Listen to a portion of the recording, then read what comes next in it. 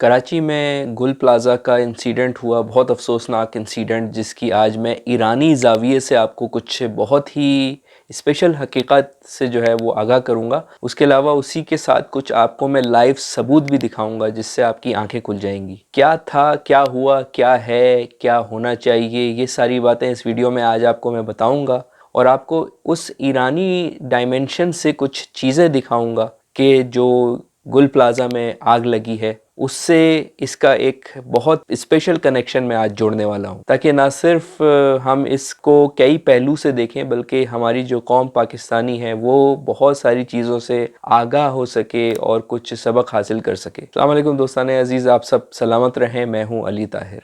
आज आपको दिखाने जा रहा हूँ वो बेशक आई ओपनिंग है, मगर साथ में ज़ाहिर अफसोस हुआ। पता चला एक तरफ ये ईरान के सारे हालात चल रहे थे और फिर जब इंटरनेट वापस आया तो मुझे पता चला ये ख़बरें कि हमारा एक बहुत बड़ा कराची में जो है वो सानिया हो गया, जो कि गुल प्लाज़ा एक बहुत बड़ा पाकिस्तान में बाज़ार जो कि बिल्कुल जलकर राख हो गया। और मैं ही नहीं बल्कि जिससे भी पूछूं, जो भी कराची में है, जो भी कराची में रहता है, चाहे वो बड़ा हो, छोटा हो, बच्चा हो या बुज़ुर्ग हो, हर आदमी जो है वहाँ से कभी ना कभी ज़िंदगी में शॉपिंग कर चुका है। और हर आदमी के मुंह पर एक ही लफ्ज़ है कि हमारी बचपन की यादें भी वहाँ पे अटैच थी। ज़ाहिर है हम लोग जब वहाँ कराची में पले बढ़े तो हम लोगों ने बहुत सारे खिलौने और वीडियो गेम्स, निंटेंडो, ये वो बहुत सारी चीज़ें, एक्शन फिगर्स, जो जो लोगों के बच्चों की शौकीन चीज़ें थी, जो ख़वातीन की डेकोरेशन की चीज़ें थी, सुई से लेके हाथी तक सारी चीज़ें जो है वो गुल प्लाज़ा में मिलती थी। इम्पोर्टेड आइटम्स मिलते थे और इंतहाई मुनासिब दामों में। बरसों से आज तक जो है वो ये बात मशहूर थी और हम लोग ना सिर्फ शॉपिंग करने जाते थे बल्कि वहाँ जाके एक अलग फील आती थी, एक अलग इंजॉयमेंट होती थी। कई फ्लोर्स का वो था, कभी बैग की शॉपिंग हो रही है, कभी जो है वो फ्लावर्स की शॉपिंग हो रही है, कुछ ना कुछ था। जब मैंने ये बात सुनी तो मैं सुनकर बिल्कुल हैरान रह गया। फिर वही जहन में बात आई कि हर साल कोई ना कोई जो है वो ऐसा वाक़या आ जाता है, फायर का, आग का, आतिशगी का, कि जिससे बस अफसोस भी होता है, एक अजीब सी कैफियत तारी हो जाती है। एक ऐसा बाज़ार हो जहाँ पे 1000 से 1200 दुकानें हों और ये सुनने में आए कि 2 दिन तक आग लगी रही और आग नहीं बुझ सकी और सारी चीज़ें ख़त्म हो गई, तो वही मंज़र सामने जहन में आता है कि हम किस तरह जाते थे, ढेर सारी शॉपिंग करके आते थे, चाहे वो बाहर जाने के लिए शॉपिंग हो या ख़ुद पाकिस्तान में रहने के लिए शॉपिंग हो। इतना अनफॉर्चुनेट जो इवेंट है वो क्यों हुआ? सबसे पहले ये तो खैर बातें हर तरफ ही चल रही हैं, इस पे तो मैं शायद ना ही जाऊं तो अच्छा है, मगर पाकिस्तान के बाज़ारों की बिल्डिंग का जो हाल है वो जब भी मैं जाता हूँ, जब भी मैं देखता हूँ, वो ऐसा ही लगता है कि it's a recipe for disaster. तार बिखरे हुए हैं, कोई हाल नहीं है, कोई एग्जिट साइन वगैरह का तो किसी को खैर कुछ पता ही नहीं है। आज कुछ मैं ऐसा ही आप लोगों को दिखाने वाला हूँ। हम लोग बेसिकली जो है वो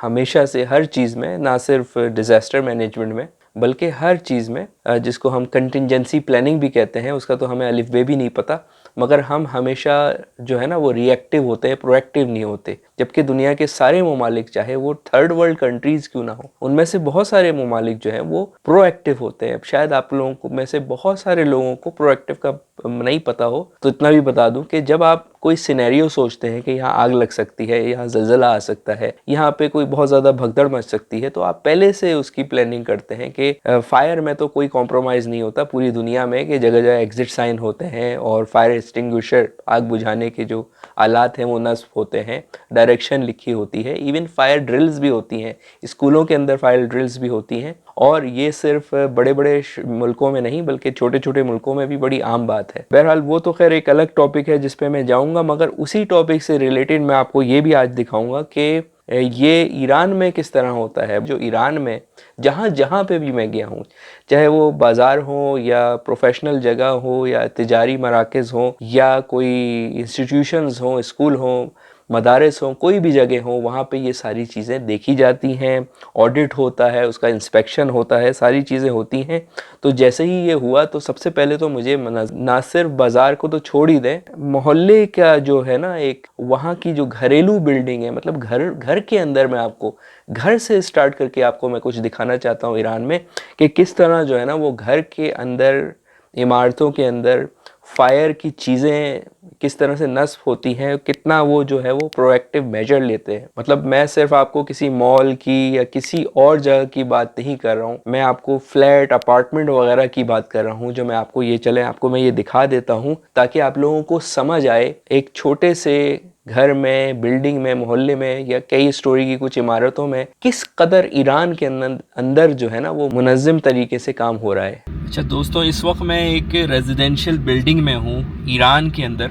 और रेजिडेंशियल बिल्डिंग मैंने दोबारा कहा है कि क्योंकि रेजिडेंशियल बिल्डिंग भी जो कोड फॉलो करती है, फायर के, आग लग जाए कुछ भी, तो उसमें भी मिनिमम जो मैं आपको दिखा रहा हूँ इस वक्त, मतलब ये कोई बहुत ही कोई हाई फाई बिल्डिंग इस वक्त मैं नहीं दिखा रहा जिसकी पार्किंग लॉट में है। मैं आपको पार्किंग लॉट से निकाल के बिल्कुल लेके चलूँगा ऊपर फ्लोर्स तक। मैं आपको दिखाऊंगा कि इंटरनल नहीं, सिर्फ पार्किंग लॉट से ही किस कदर यहाँ पर फायर सेफ्टी का जो कोड फॉलो किया जाता है, जो कि ज़रूरी है। हर बड़ी बिल्डिंग जिसकी बहुत सारे फ्लोर्स हों, 3-4 से ज़्यादा फ्लोर्स हों, 3 से ज़्यादा फ्लोर्स हों और बहुत सारे घर हों, इस बिल्डिंग में तकरीबन 120 घर हैं, तो उसमें किस कदर जो है ना वो यूज़ किया जाता है इसको सेफ्टी मेजर के तौर पर और इम्पोज किया जाता है गवर्नमेंट की तरफ से। और ये बिल्कुल बेसिक है। आपको ऐसा लगेगा कि ये एज गुड एज कोई यूएस या यूरोप या कोई भी जो है वो बहुत ही फर्स्ट वर्ल्ड कोई कंट्री होता है। चले मैं आपको दिखाता हूँ, यहीं से गाड़ी से निकल के ही आपको मैं दिखा देता हूँ कि ये आप सामने जो देख रहे हैं ना, ये सारा इस वक्त जो पाइप्स देख रहे हैं रेड, ये सारे पाइप्स जो हैं वो फायर सेफ्टी के लिए चल रहे हैं। अब जैसे मैं निकला हूँ गाड़ी से, और गाड़ी से निकलते ही मैंने ये देखें, ये फायर एक्सटिंग्विशर यहाँ पे लगा हुआ है।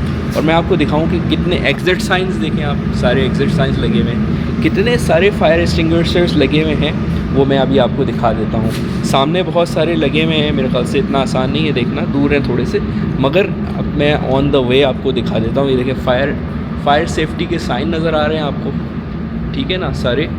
और ये फायर एक्सटिंग्विशर एक ये लगा हुआ है यहाँ पर, फायर वालों के लिए जो पाइप होता है वो उसके कनेक्शन भी लगे हुए हैं।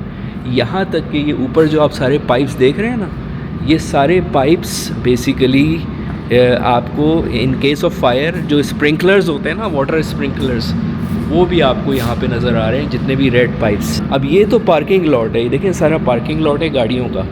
अब मैं आपको दिखाता हूँ कि गाड़ी ये बिल्डिंग के अंदर क्या है। देखिए यहाँ पर भी ये देखें सामने आपको नज़र आ रहा है, फायर अगर हो जाए तो ये अलार्म सिस्टम भी पूरा लगा हुआ है। इसी तरह से मैं बिल्डिंग से निकल के हॉलवे पे आया हूँ। देखें ये इस वक्त ये साइन यहाँ पे भी लगे हैं कि इन केस ऑफ फायर ये एलिवेटर जो है ना इसको इस्तेमाल नहीं करें आप, स्टेयरकेस है। और हर एलिवेटर के सामने एग्जिट साइंस और ये इमरजेंसी स्टेयरकेस सारे लगे हुए हैं। ऊपर देखें फायर अलार्म लगा हुआ है, और ये फायर अलार्म को इन केस ऑफ इमरजेंसी। और इसी तरह से आप देख रहे हैं कि यहाँ पर भी ये सारे एक्सटिंग्विशर्स लगे हुए हैं, और हर जगह आपके जो है वो साइंस बनाए हुए हैं कि आप जो है ना इन केस ऑफ फायर हर जगह। ये देखें आप, ठीक है, मैं जाता रहूँगा, ये पूरा हॉलवे है।